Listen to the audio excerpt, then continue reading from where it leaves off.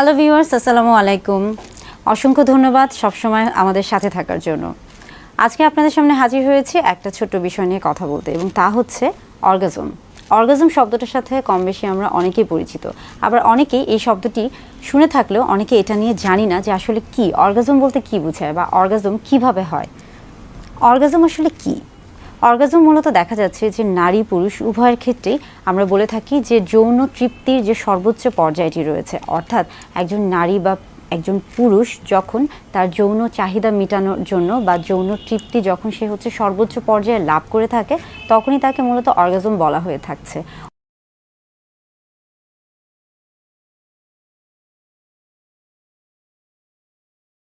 অনেকে মনে করে থাকেন যে অর্গাজম আসলে শুধুমাত্র শারীরিক মেলামেশার মাধ্যমে সম্ভব কিংবা সহবাসের মাধ্যমে সম্ভব। এটা আসলে একটা ভ্রান্ত ধারণা। অর্গাজম আসলে দেখা যায় যে আপনি মানসিকভাবে হোক বা শারীরিকভাবেই হোক না কেন, অর্গাজমের যে বিষয়টি সেটি মূলত আপনার যৌন তৃপ্তি বা যৌন চাহিদার যে যৌন তৃপ্তির যে সর্বোচ্চ পর্যায়ে রয়েছে, অর্থাৎ আমরা বলে থাকি যে যৌন সুখের যে বিষয়টি রয়েছে সেটি যখন সবচেয়ে বেশি মাত্রায় যখন একজন সেটা স্বাদ গ্রহণ করতে পারে, তখনই সেটাকে কিন্তু অর্গাজম বলা হয়ে থাকে।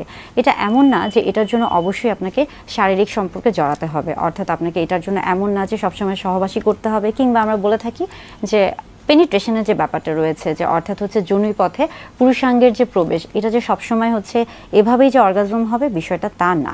এটা অনেকটা কিন্তু আপনার মানসিক স্বাস্থ্যের উপর যেমন সম্পৃক্ত, তেমনি পাশাপাশি সেটার সাথে শারীরিক স্বাস্থ্যের সাথেও সম্পৃক্ত, অর্থাৎ এটা পুরো বিষয়টি কিন্তু মানসিক এবং শারীরিক স্বাস্থ্যের উপর বা আপনার স্বাস্থ্যগত দিকের সাথে সম্পৃক্ত। এখন আসি একজন নারী এবং পুরুষের ক্ষেত্রে অর্গাজমটা কিভাবে হয়ে থাকে। দেখা যায় যে বিশেষ করে পুরুষদের ক্ষেত্রে অর্গাজমটা কিছুটা অনেকে মনে করে থাকেন যে অনেকটা সহজ হয়ে থাকে বা দ্রুত হয়ে থাকে, আর নারীদের ক্ষেত্রে এই বিষয়টি কিছুটা সময় বা কিছুটা আমরা বলে থাকি জটিল প্রক্রিয়াতে হয়ে থাকে। অর্থাৎ পুরুষদের তুলনায় নারীদের অর্গাজমের ক্ষেত্রে হয়তো বা সময়টা একটু বেশি লাগে, কিন্তু আসলে যে প্রত্যেক মানুষ, নারী অথবা পুরুষ, তাদের যে যৌন তৃপ্তি বা যৌন চাহিদাটি এটা নির্ভর করছে আসলে তার ব্যক্তিগত স্বাচ্ছন্দ্য বোধের উপর।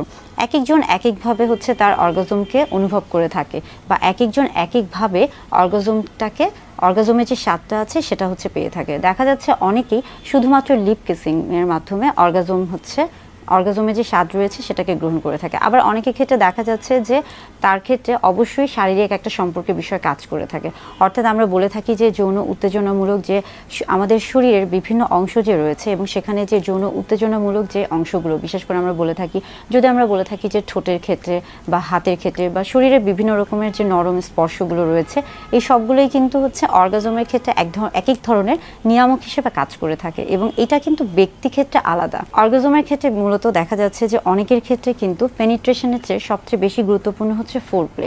ফোরপ্লে বলতে আমরা বোঝাচ্ছি মূলত একজন নারী এবং পুরুষ একটা শারীরিক সম্পর্কে যাওয়ার আগে নিজেদের মধ্যে একটা সুসম্পর্ক, সুন্দর একটা বন্ধুত্বপূর্ণ সম্পর্ক তৈরি করা, এবং সেখান থেকে দেখা যাচ্ছে যে দুজন দুজনকে জানা বা দুজন দুজনকে বুঝতে পারা, দুজনের মধ্যে যে ইতিবাচক একটা এই যে সেতুবন্ধন তৈরি হয়, সেখান থেকেও কিন্তু অর্গাজম সম্ভব হয়ে থাকে।